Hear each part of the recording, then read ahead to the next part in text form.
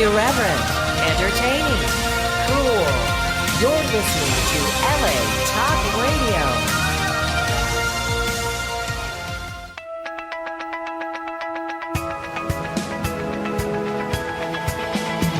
You're listening to Peace Fund with Ethan Dettenmaier and Adrian Paul, right here on LA Talk Radio.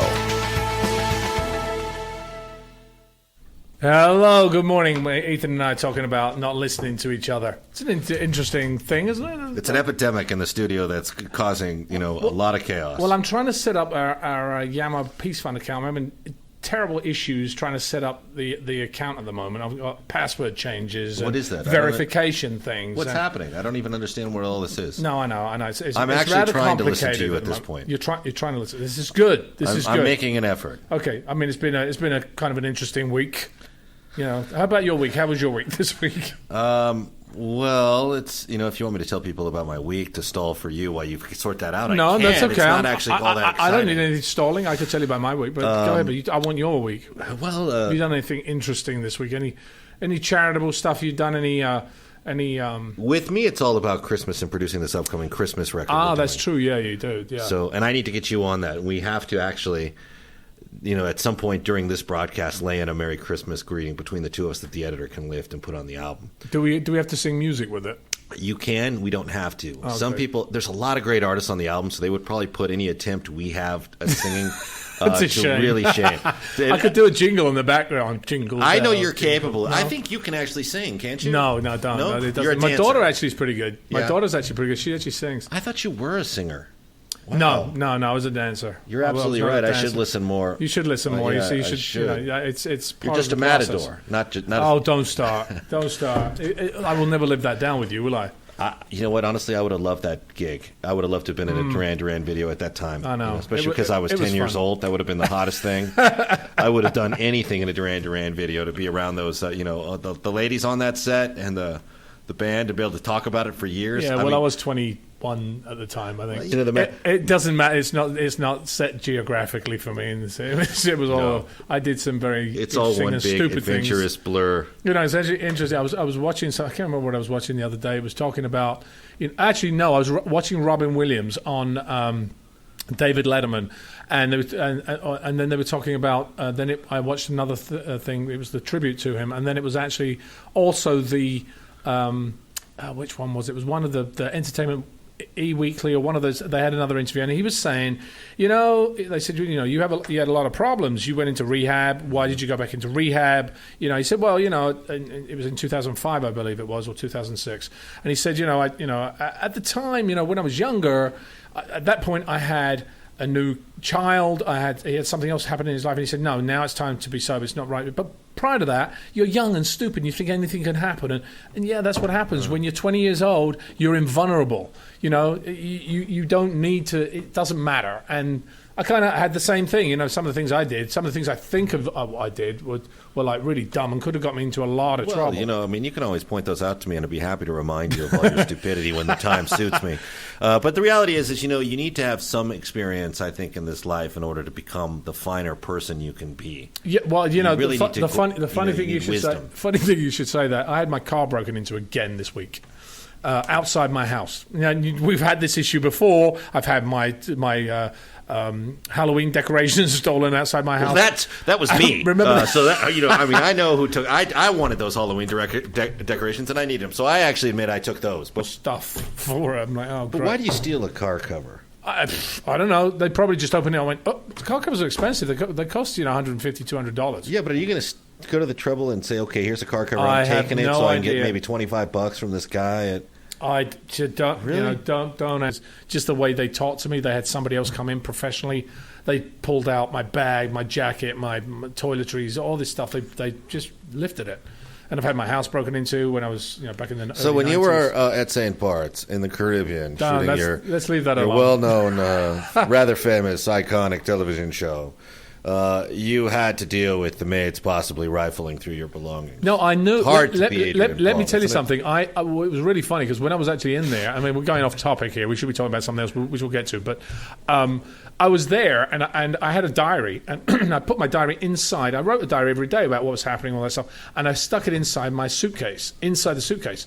And when something happened, I can't remember, I had to move rooms or something. I'd said to the maids, my diary's missing. She said, oh, I haven't seen it. It was on the top, wasn't it? And I'm like, wait a minute.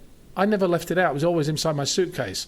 You've seen my diary. You're telling me you've seen it on the top, but it was never outside. So I know you've gone into my suitcase to figure it out, and it had gone. That went too. So anyway, wow. You kind of can test certain people. I certainly cannot condone that kind of behavior, and I'm sorry you had your car broken into. Yeah, well, things happen. The point of it is, I'm like, okay, it broke into it. I could have gone, and it could have ruined my entire day. I'm like, I can't do that. You can't have that happen. Too much. When things happen to you, you have to move forward. Like the kids we highlight on this show every week, and the celebrities that come in, they have obstacles. They have things that they're challenged with, and they've got to say, no, I've got to move on. I've got to do something that's positive. And that's actually very admirable of you, and I have the same thing. When things, when the hammer drops, you need to kind of rise above it. Well, let's talk about what we want, our subject today, which is hearing loss in children. Because, I mean, this is one of the things that, it's a critical thing for kids. It's a social, it's an emotional, it affects their cognitive development, everything. Even mild or partial hearing loss. I mean, I know as you get older, you lose hearing. Sometimes I say things to my wife, she can't hear me. I say, do you need a hearing aid? Jokingly. But it is a... I think I am losing my hearing, in all seriousness. So this is interesting to me. It does affect, I mean, kids learn to communicate by imitating the sounds that they hear. I mean, if you've got a child that doesn't hear, I mean, I know when my kids were born, they do hearing tests, but I'm sure in a lot of countries, either they can't afford the time to do it or they don't have the equipment to do those types of hearing tests. And if that hearing is undetected or untreated, it can actually, they can miss a lot of the speech we have, the language around them, and it creates social and academic difficulties for them as they go through there. According to the World Health Organization, children deafness is a significant global issue affecting more than 62 million children younger than 15 years old, 2 to 3 of whom reside in developing countries. See, there goes my point. 2 to 3 of these 62 million children, two-thirds of these, of 62 million children actually live in developing countries. It's 80% of people with hearing loss live in low and middle income countries. That's where they can't get access to hearing aids and treatments and trained professionals to fit hearing aids. Now, I'm going to give some facts here about this. It's 2 to 3 of every 1,000 children are hard of hearing or deaf. It's estimated that 30 school children per 1,000 have hearing loss. Approximately 3 in 1,000 babies are born with permanent hearing loss, making hearing loss one of the most common birth defects in America. 92% of children with permanent hearing loss are born to 2 hearing parents, and 96% of children with permanent hearing loss are born to 1 hearing parent and 1 parent with hearing loss.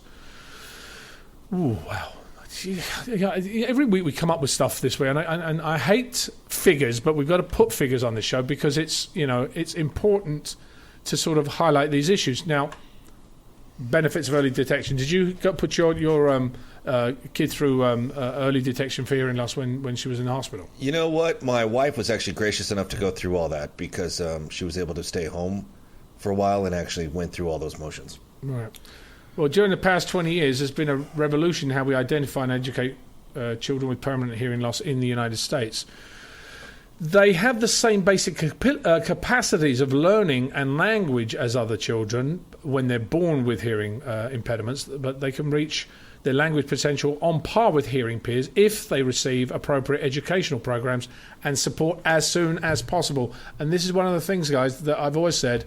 Whatever it is, whether you think, you don't have to be paranoid about any situation like this, but if you believe you see signs, just keep an eye on your kids in so many different avenues. There are so many things that we deal with today that if we just kept an eye on things and caught them early, it would be easily treatable.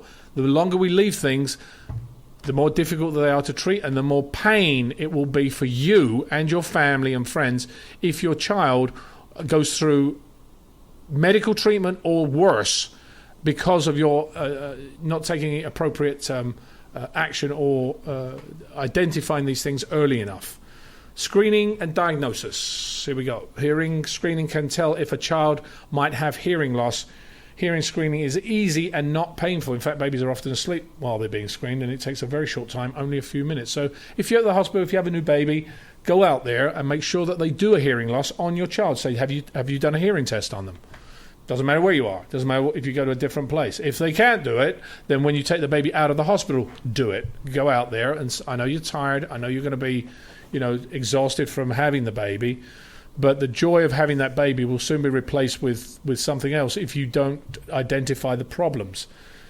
Babies should have hearing screening no later than 1 month of age. Most babies have hearing screening while still at the hospital.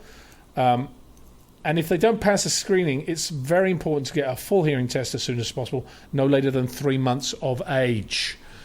Again, early detection. Have you ever had anybody that has had hearing loss in your? Because I remember when I saw these people with like these big things on their ears, and you kind of go, "Oh, there's something wrong with them." But I never thought different. that. I mean, I've been around people with hearing loss, and if you meet my grandparents, you'll see a perfect example of selective hearing loss. Yeah. But so I've seen people that have really suffered, and people that just pretend not to hear me. But I do that sometimes. I do that a lot sometimes because you screen out. I mean, we do that anyway as people. We actually screen out what we want to hear and what we're concentrated on. But that doesn't mean you've actually got hearing loss. Yeah, but then there's those masters who can hear one thing and recite it back to you completely different than you said it. It's unbelievable. But that's for another show. That's a whole different show. There's only, of the 12,000 babies in the United States born annually with some form of hearing loss, only half exhibit a risk factor, meaning that if only high-risk infants are screened, half of the infants with some form of hearing loss will not be tested and identified. Think about that. I mean, unless you're actually a high risk, you're not going to be screened or identified. I mean, that's kind of sad. And then you might lost that window that you're really looking for. Yeah, I am thinking of that, actually, and what the challenges that presents.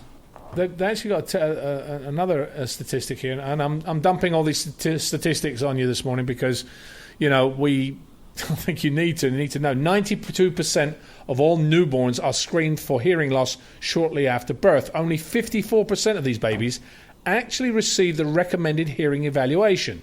The remaining 46% are lost to the system. Whoa. So basically you screen, but 54% actually receive the recommended hearing evaluation. Make sure that you get the right evaluation for your kid. Or if you know somebody that's pregnant, just pass it on.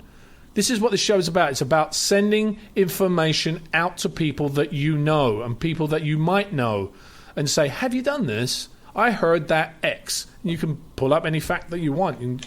But it's a good thing to actually do because we screen for different things like autism and what is it, hepatitis B, C, D, one of the when the kid. But and the funny thing is, when my kid was born, I don't know about yours. My doctor would not allow them to prick the child for there's a test which is like a needle that they stick in the foot. And he said, no, I don't need you to do that. I need an oral exam. There are different exams that are available to you other than what the hospital is telling you they have to do. So in other words, it's a vitamin D deficiency or one of the deficiencies, which is a prick in the foot. You guys would know what it is. I can't remember. It's been 2 years. Wow, is it? It's been 11 for me. Oh my gosh, so I can't even recall this. My kids are growing. 2 years. See, I've got memory loss, let alone hearing loss at the moment.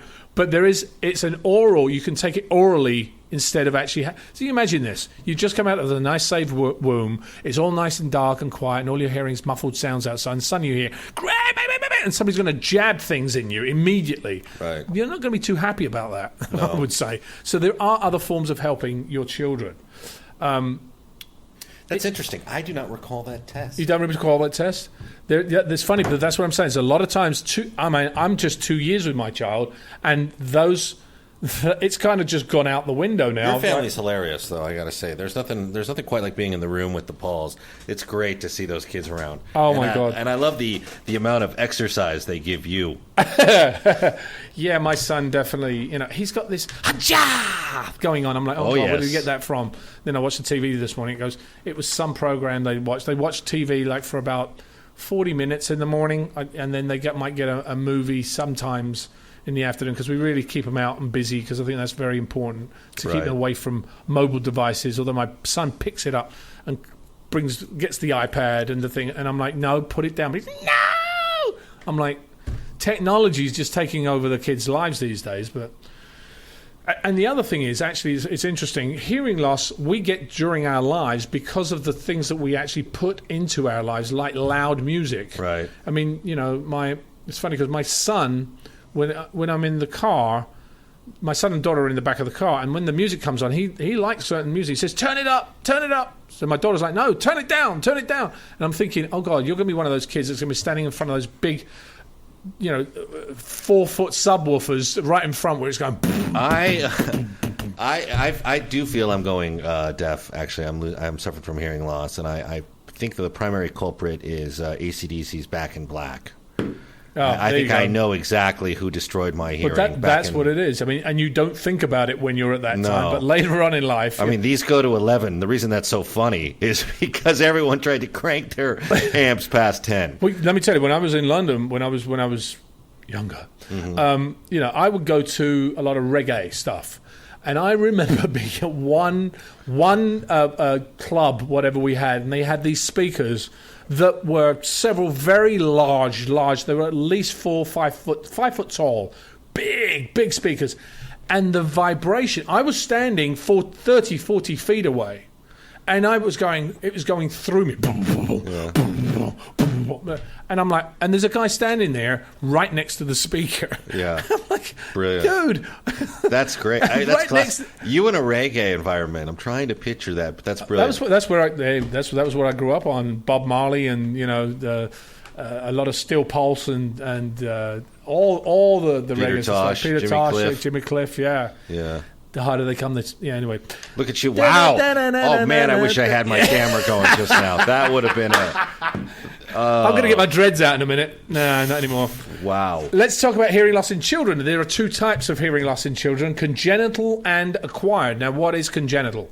Basically means it's present at birth. Mm-hmm. Birth complications, infections during pregnancy, disorder of the brain or nervous system, a family history of hearing loss, or genetic syndrome such as Downs. Now, the acquired hearing loss, which occurs after birth, are untreated middle ear infections, other infections such as meningitis, mumps, measles, or whooping cough, excessive noise, serious injury to the head, and disease. Now, I watch my kids. My kids go swimming a lot now. My 2-year-old swims across the pool. Can't believe he actually does the width of the pool now on his own. Oh, wow. But when I get out of the pool, I make sure that his ears, because I remember as a kid, I'd have these ear infections sometimes because I had water in my ear. Sometimes you get middle ear water, and I'm always washing that out. So you're also going to be very careful. And it says here untreated middle ear infections, and that's one of the other reasons. I did not know, however, that whooping cough or mumps or measles actually gave you some sort of hearing loss, which I think is, strange, because I didn't know that either. I didn't know that, or meningitis or mumps. Now, obviously, you've got hearing loss in kids can be temporary and caused by earwax or middle ear infections, as we said. But many kids with temporary hearing loss can have their hearing restored through medical treatment or minor surgery. Some children have sensory neural hearing loss. If I said that, inaural hearing loss, which is also called nerve deafness, which is permanent. Most of these children have some usable hearing, and children as young as 3 months of age can be fitted with hearing aids. Let's talk to John Beerley for a second, because I'm curious to have a third opinion on this, so we don't have a guest in the studio this morning. John, are you there? Yes, good morning, Adrian and Ethan. Hello, John. How are you? Are you working hard? I am working the hardest. Okay, good. And you're writing a script at the moment, aren't you? Maybe. Okay. Well, just shh. Don't tell anybody. All right, I won't say a word. Okay. So have you ever had anybody with hearing loss? Have you had hearing loss in your family? I think that there are, well, first of all, my grandmother, her hearing is almost gone, but I think that's okay because she's 100 years old. So I think she's earned the right to not hear as well as she used to. But I have noticed that some of my older aunts and uncles on my dad's side of the family have had some hearing trouble. So it's something that I myself have started to be aware of and think about. And, at concerts and things, standing away from the speakers and things like that.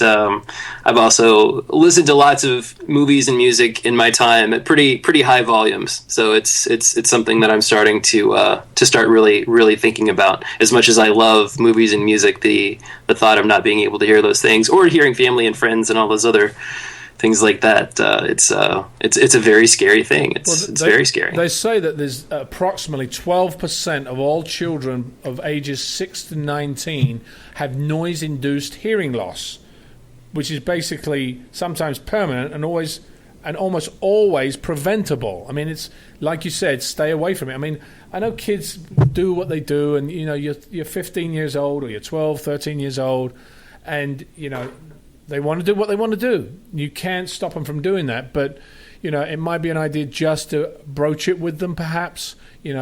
Keep the volumes up, because I've seen everybody's got headphones on which are cranked way up these days. The great things they have with kids. This is something else you guys should also look at when you're dealing with headphones and stuff. There are children's headphones that won't go above a certain decibel. It won't affect your child's hearing. So don't stick the regular ones on because they could crank it up and you don't even know they do, and it could affect their hearing permanently. And too, lots of MP3 players and things like that also have volume limiters built in. In other words, you can go into your settings and the audio settings and set a volume limiter so that it will, regardless of how far you crank that knob, it will never go above a certain volume that you can set. So, that way if you accidentally jiggle it in your pocket or something and turn the volume knob way up, the actual device will not go above a certain limit. Right. Good point. Here's an interesting thing. Do you guys know where noise-induced hearing loss is? What happens to the process of it? What is damaged by hearing loss? But let's just have a thought process here, because I think this is it's not funny, but it's. I'll tell you why I'm saying this right now. But anyway, where do you think the damage occurs? And there is silence. Are you asking me? Anybody? Either of you. I thought you were asking Beerly. Either of you. Well, I've done the reading, so it's kind of unfair for me to jump in. See what's up with that. Okay, well, I'll tell you what. It's the hair cells that are found in your inner ear. Now, I know as we get older, we get longer hair in areas you have to pluck out. Mm-hmm. But those are not exactly the ones I'm talking about. I'm talking the small sensory cells that convert the sounds we hear into electrical signals that travel to the brain. You damage those. Once these hair cells are damaged, they will never grow back. God, that's so scary. They will never grow back. So, and I'm sure as we go through life, we have different noises, that affect us. But, your kid goes, like my kid goes, too loud. Listen to them, because it might be too loud for them. And, you just want to turn things down or move them out of the room or whatever. Right. I mean, it's you got to protect your child's hearing. It's an important thing, because many kids, as we talked about, this is the constant discussion we have on this show, the domino effect. The domino effect of one thing affects another and another and another. Kids with hearing loss will not be able to play as well with their other friends because they can't hear what they're saying. They will not be able to be educated as well because they're not going to be able to hear the lessons that are taught to them, although obviously there is reading materials that they will be able to use. But there are other factors that cause us. I would hate. I mean, I'm losing my sight. I've been doing it for a long time. I'm going to deal with that soon. Me too. But the thing is, you suddenly go, oh my God, what would it be like if I never had that? It would cause so many other problems in your life. So I've seen these earplugs that are in these stores today, and I'm kind of wondering myself, why would they sell earplugs? I mean, you get them in the drugstore. I was actually looking in CVS and a couple of the other stores, and they've got these big, canisters of earplugs. And I'm thinking, what do you need earplugs for?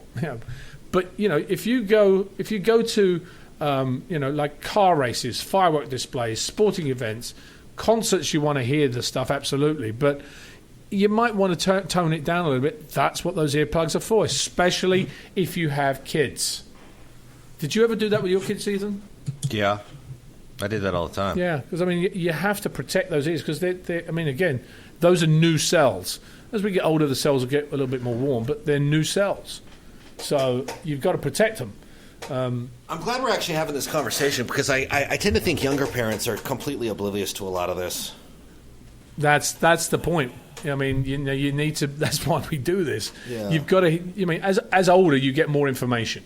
As you're younger, the only thing you're involved in is your career or your love life, and suddenly you have a kid, and you're not really prepared for the things that you need to know as a new parent, as an 18-year-old parent, as a 19-year-old parent. Well, I couldn't imagine that. Oh no, I couldn't either. No. Let me tell you, when we did the School Makes a Difference program in New York, I remember I was teaching. What was I teaching? It was either peer pressure or one of the other. It was basically, and I had girls and kids. They were 14-year-old kids at the time.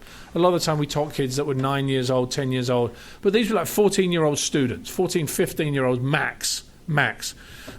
And we were talking about, the safeties of contraception and different things and how you get peer pressure, get pressured into doing stuff, etc. And I said, okay, how many of you guys here have a baby? And half the classroom put their hand up. At 14? At 14, 15 years old, half the classroom put their hand up. That 50, had either been pregnant or they'd had a baby. And you sit there going, oh my goodness. So you've got to understand out there that kids that are 15, 16, 17, 18, 19, 20, even 25 are not prepared to know what the things you have to look for as a young parent. And hearing loss is obviously one of them. I mean, if you've ever been in the room with a 14-year-old, I mean, you have, but yeah, that makes that statement all the much more frightening. Well, yeah, really. I mean, I was so like, oh my God. I mean, it was just, toys. Let's talk about something else. Toys, noisy toys. It's you might think that noise is a problem you don't need to worry about until your kid reaches teenage years, like we've just been talking, but. Some toys are so loud they can cause hearing damage in kids. Think about that. Toy sirens, squeaky rubber toys, they emit sounds of 90 dB, as loud as a lawnmower. You ever stack there? You ever seen they stick a lawnmower and you stick ear protection because it's so loud? They'd have to wear ear protection similarly if they were on noisy jobs. On the noisy sounds. How long do you think a toy with a siren's going to last in my house, honestly? No, that's sizing true. me up. I mean, that's how long true, do you think? because you'll probably want to use it too anyway. Yeah, exactly. That's why. Let me play on this fire truck. Exactly. Yeah, okay. The different sounds where I came from for a fire truck and a police siren, it's like it's whole different. We used our sounds were different. So don't ask Americans to know the difference between sirens. You're asking too much at that point. I know. But that's another thing we do when a siren goes by. My wife was always put your hands over their ears, because your kid's ears. The fire truck goes by. That's a very loud sound. You can stick your hands over your kid's ears. It's it's very simple. Or a jet plane. Yeah, I just roll up the window and say, "Here we go." Listen to this. Listen to this. This is really interesting. The danger with noisy toys is greater than 90 dB level. Sorry, the danger with noisy toys. Noisy toys. Hello, my name is Ching Chong.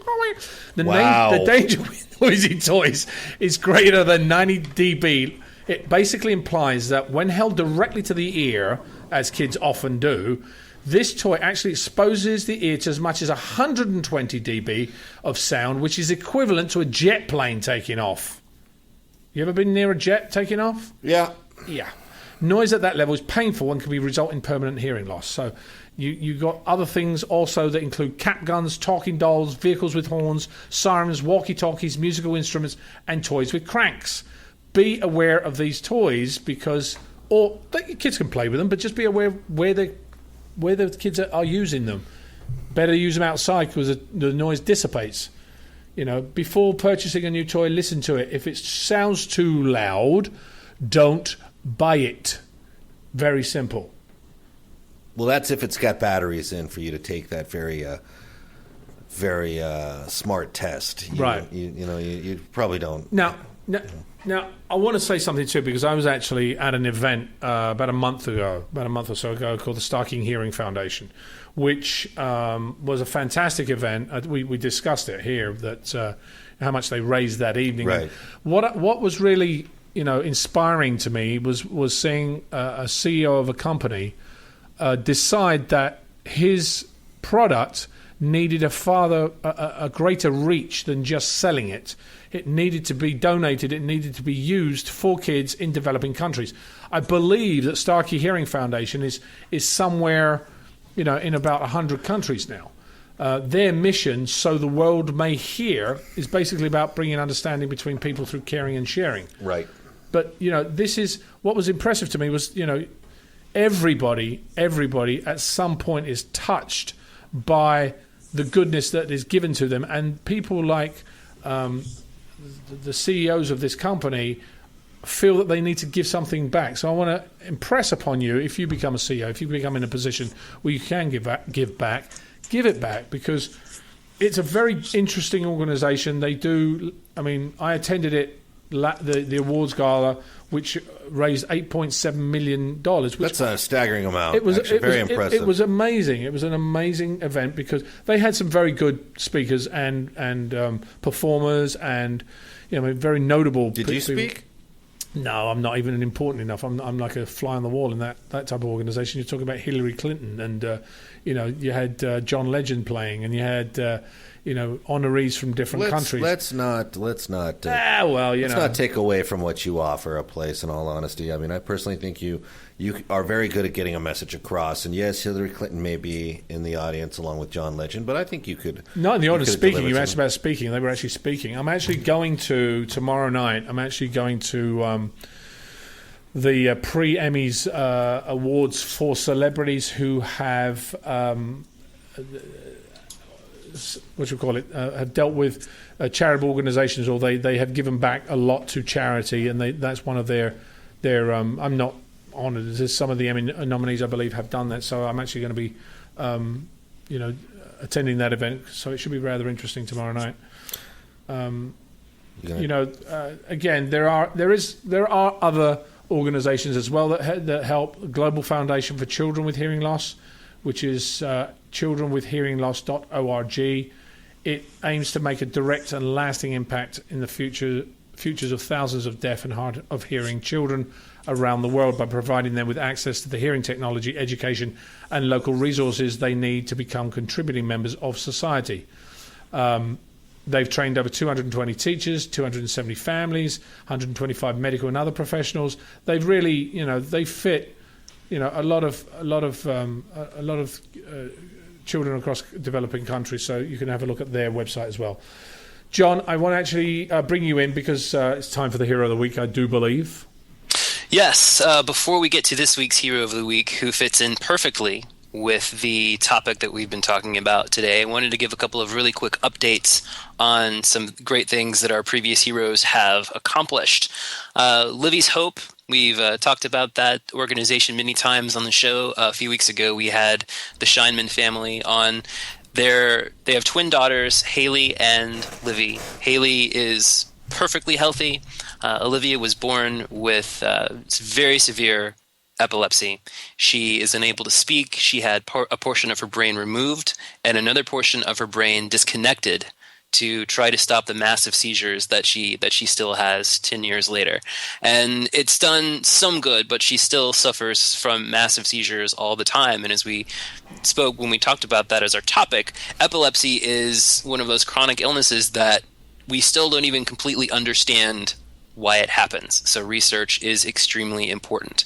The Scheinman family, through Livy's Hope organization, had a nationwide program called Lemonade for Livy, where they challenged every state, all 50 states, to have lemonade stands. And they were able to get lemonade stands to raise money for Livy's Hope in all 50 states. And the lemonade stands combined raised $15,000 that are, as we speak, being sent to the Yale University School of Medicine for epilepsy research. So once again, a young child has an idea, follows through with it, and as a result, we are seeing real money going to an extremely important research project that hopefully will bring greater understanding to epilepsy and make things easier for so many of the children out there who are not only dealing with it now, but children who may be born with it in the future. Fantastic stuff. Also, our very first hero of the week, Annalise Carr, who, again, she was the first hero we talked about. She's been on our show a couple of times to talk about her exploits. She was originally going to swim 75 kilometers across Lake Erie. The swim happened just a few weeks ago. But because of adverse weather conditions that were unexpected, she was swimming directly into 4-foot waves. The swim officials and her coaches all agreed that it would be best for her to divert, and rather than swimming all the way to Port Dover, to stop off at Long Point. Well, Annalise is getting ready on August 31st to finish the swim. She's going to swim that additional 30 kilometers, weather permitting. And as always, she is raising funds for Camp Trillium, which brings relief to children with pediatric cancer and their families. Now, Adrian had mentioned something earlier in the show that I think is an extremely important point that we should all remember.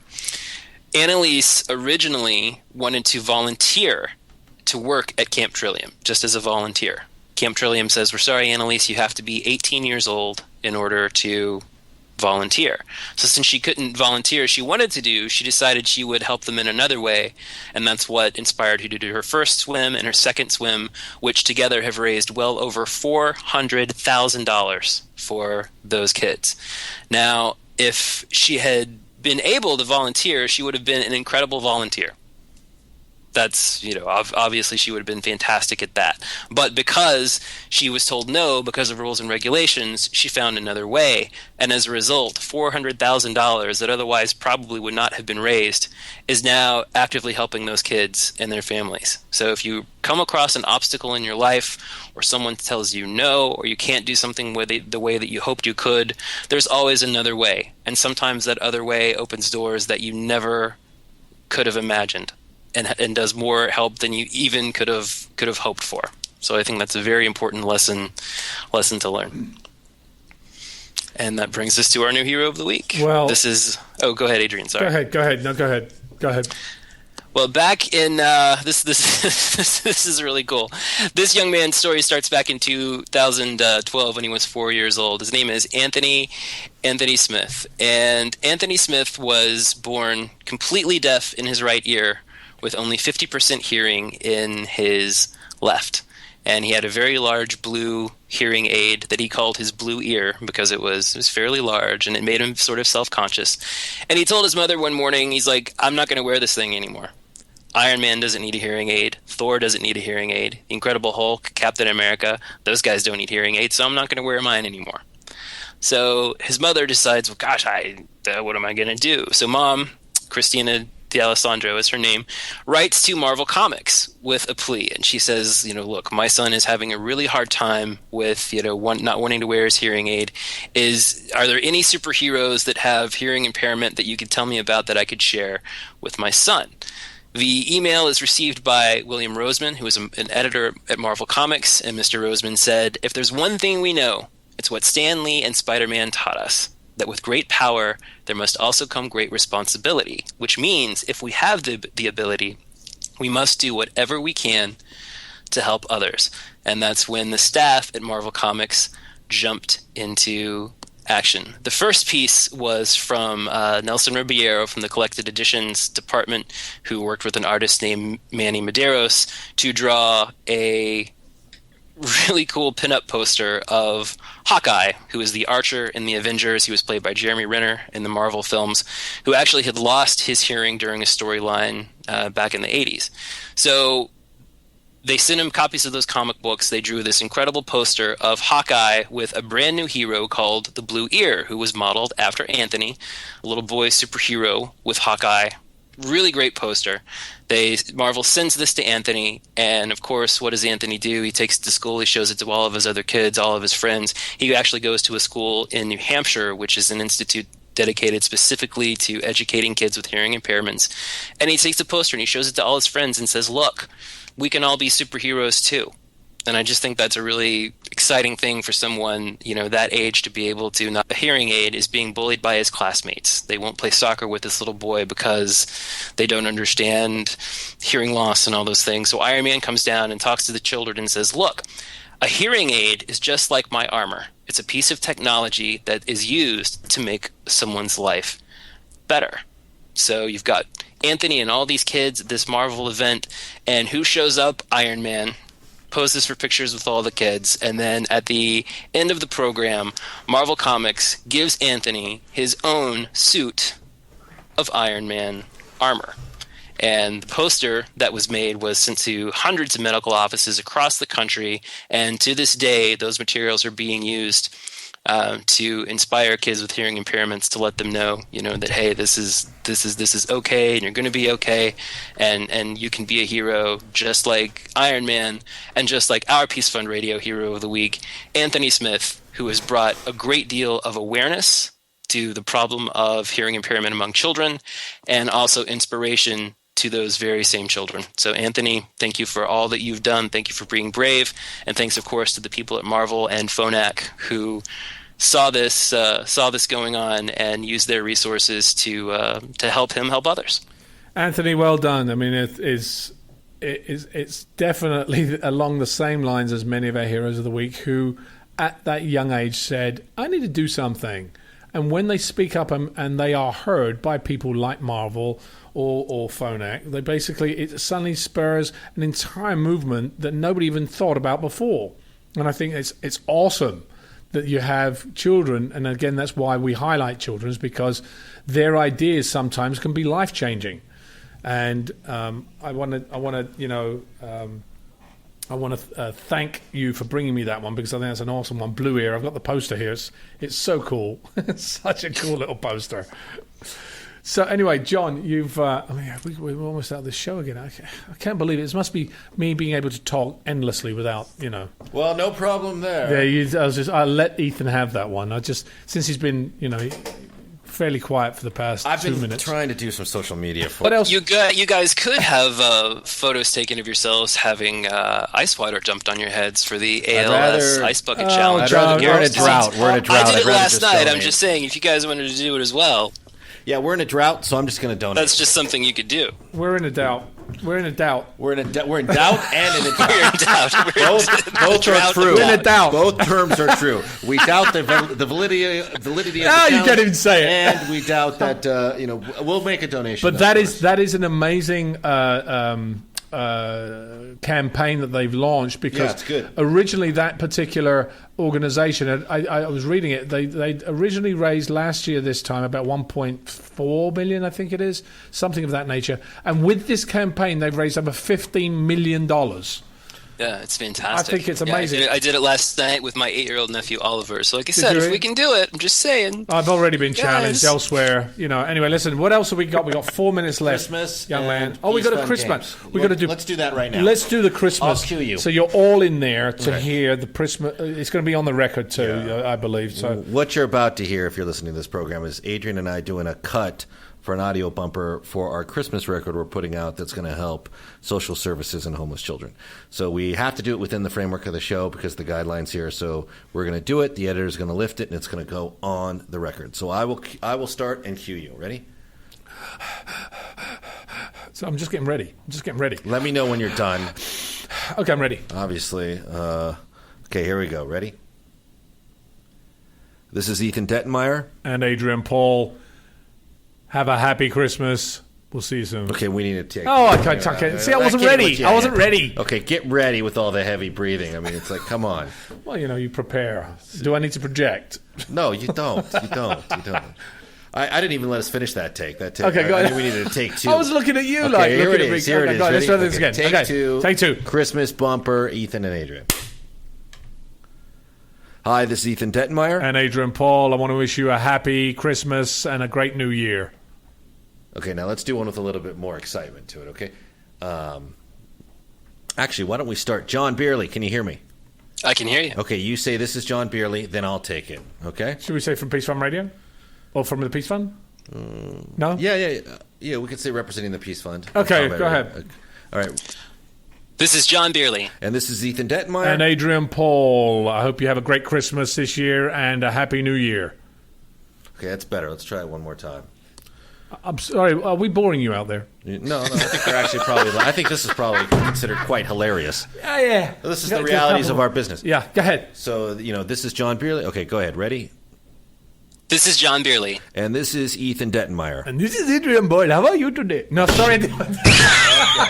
No, I didn't want to do that. I want to turn my phone off so I don't get interrupted by hateful tweets. They had hearing loss. Before we get hateful tweets, I'm turning my phone off. Sorry. All right, now we're going to try this again. Okay, ready? This is John Beerley. All right, well, hold on. Stop. Jeez. It's done. It's over. Okay. Go on, carry on. Let's try this one more time quickly. We've got 2 minutes. Okay, go ahead. I've got to get a piece of... John, count to 3 in your head before you say John Beerley. Ready? This is John Beerley. And this is Ethan Dettenmaier. And this is Adrian Paul. We hope you have a great Christmas this year and a Happy New Year. All right. Good job. All right. See, we can do it. That's funny. We can do it. Listen, guys. The station managers walked over going, are you guys even doing a show? What are you guys doing?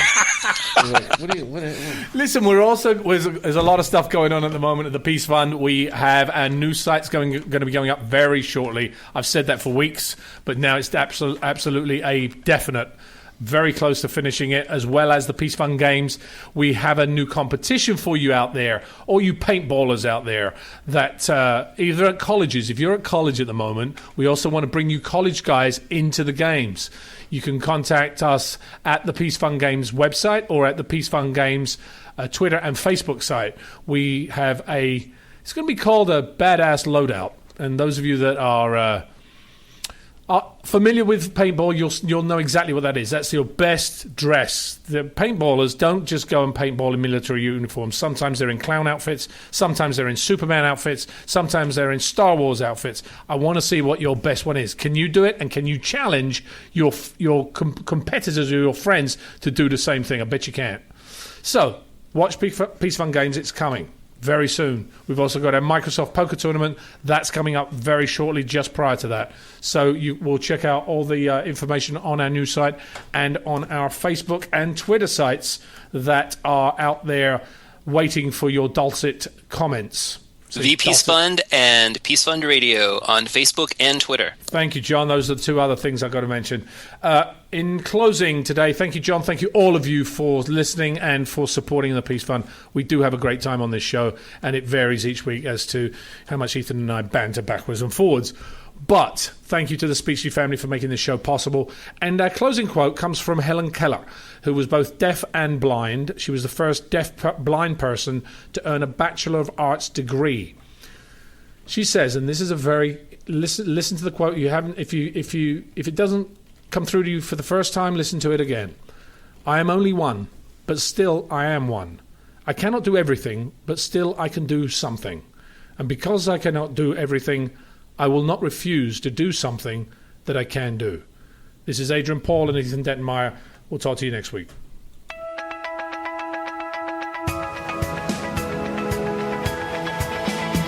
You're listening to Peace Fund with Ethan Dettenmaier and Adrian Paul, right here on LA Talk Radio.